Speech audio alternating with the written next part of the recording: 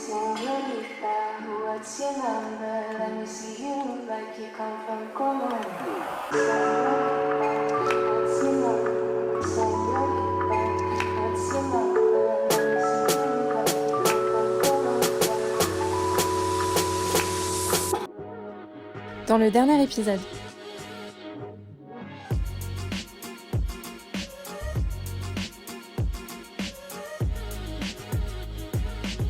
Regardez comment j'ai procédé. Donc forcément, je me suis présentée. Donc j'ai mis mon mail, etc. Moi, c'est des CV que je mets souvent sur LinkedIn, donc je ne mets pas de mon numéro de téléphone et je ne mets pas mon adresse parce que j'ai déjà eu de mauvaises aventures de personnes qui m'appelaient comme ça pour des raisons non professionnelles et ça, c'est no way. Vraiment, les gars, vous devez arrêter ça tout de suite, ou les filles peut-être. Ce que j'avais fait, comme j'étais assez ouverte dans la recherche, j'avais pas mis le nom d'un poste, j'avais mis le secteur. Donc moi j'étais dans le secteur du marketing digital et de l'innovation. Si vous faites de la finance, ça peut être de la finance, précisez laquelle. Est-ce que c'est plutôt international, européenne, je sais pas. Vraiment ne pas hésiter, mais quand vous savez vraiment quel poste vous cherchez, il faudrait potentiellement rajouter ici. Moi par exemple, un poste qui pouvait me convenir à l'époque, c'était chef de projet digital. Hop. Donc c'est quelque chose que j'aurais pu rajouter là. Quoique si je l'avais su, je l'aurais peut-être moins mis ici. Chef de projet digital. Ok.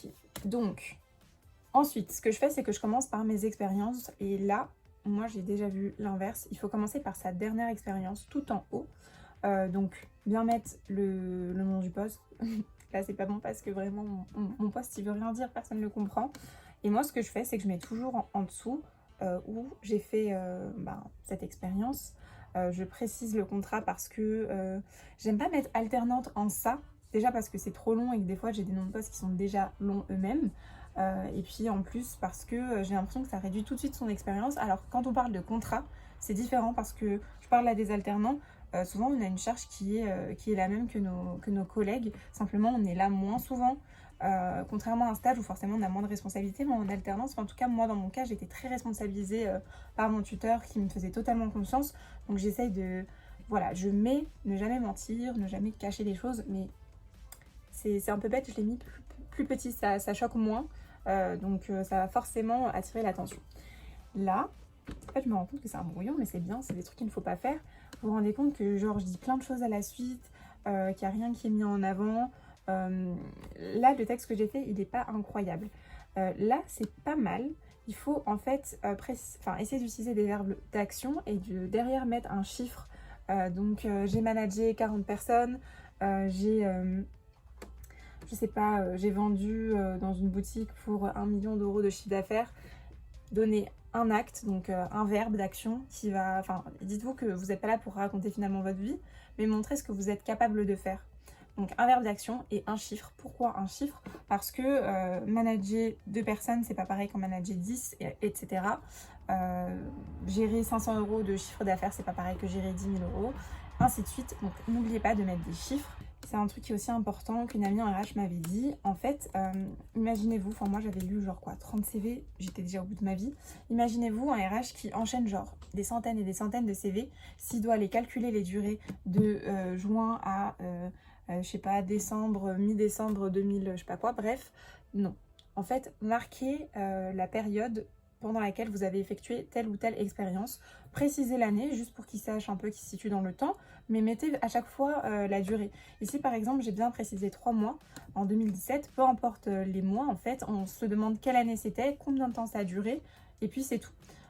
Ici, par exemple, vous voyez, j'ai une expérience où j'ai marqué bien moins de choses que le reste. En fait, il faut savoir que moi, j'ai eu beaucoup d'expériences professionnelles pas forcément qualifiées, au sens où c'est pas des expériences professionnelles qui sont liées à ma spécialité, à ce que je recherche. Donc j'ai fait de la vente, j'ai été en mairie, j'ai été assistante comptable, etc. C'est super pour démontrer à un certain âge comment on est responsable, etc.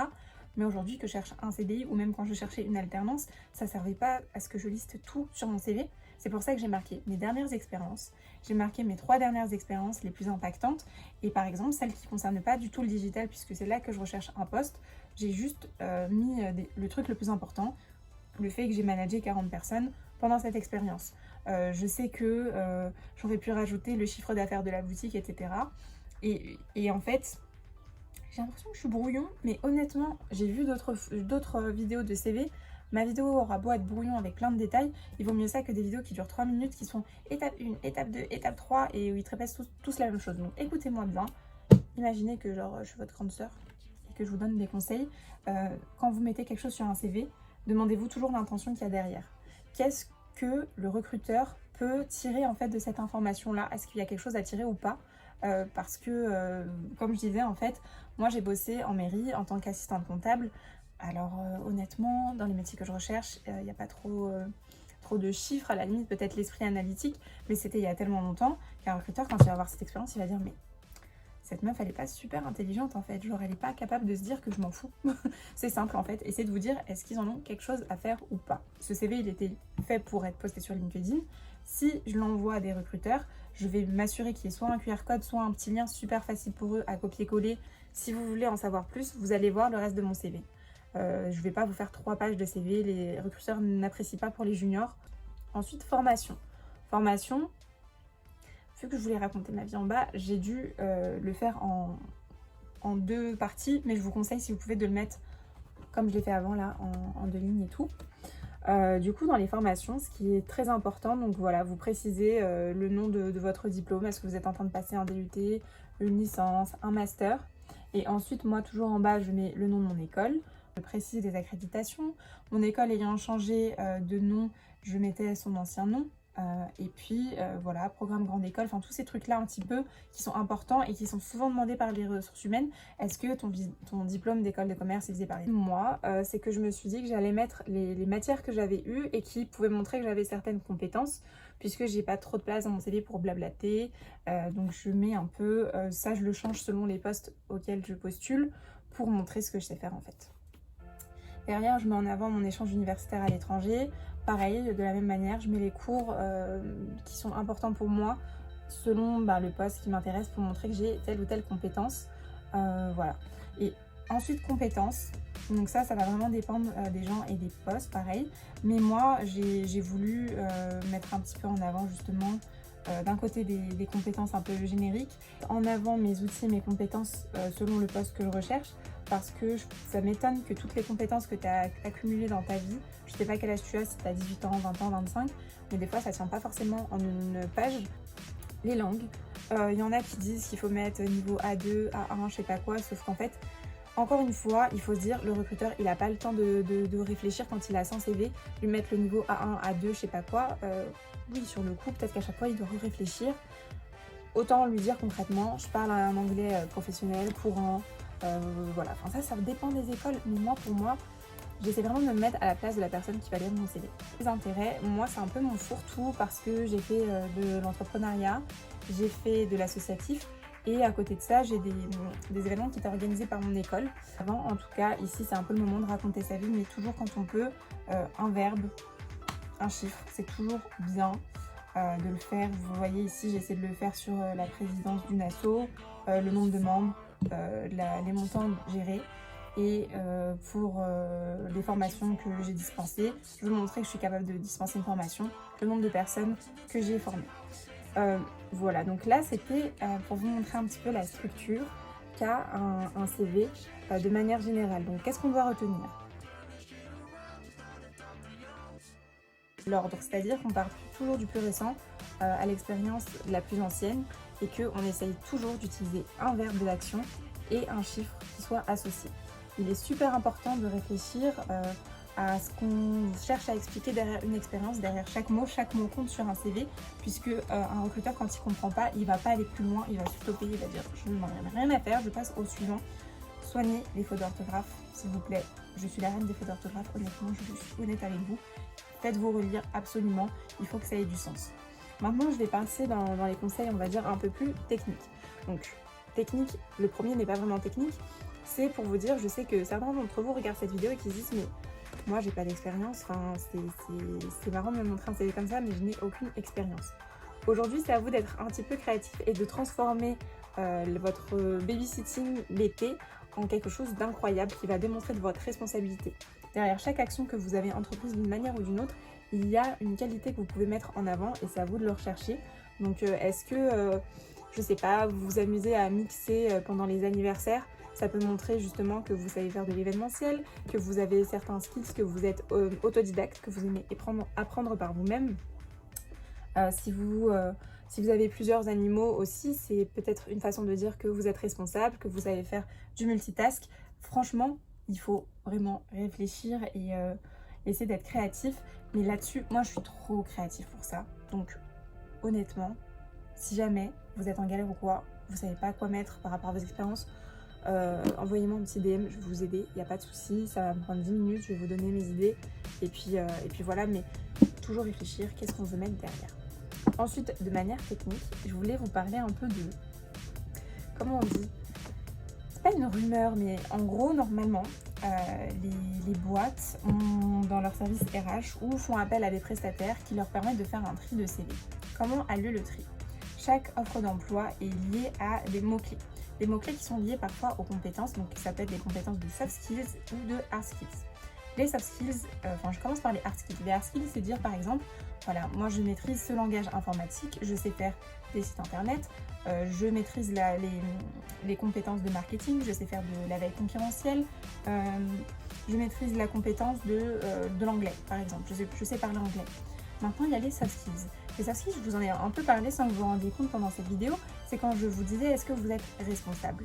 Être responsable, c'est pas quelque chose qui s'apprend forcément en cours, c'est des choses qu'on développe de manière en fait en interagissant avec des humains.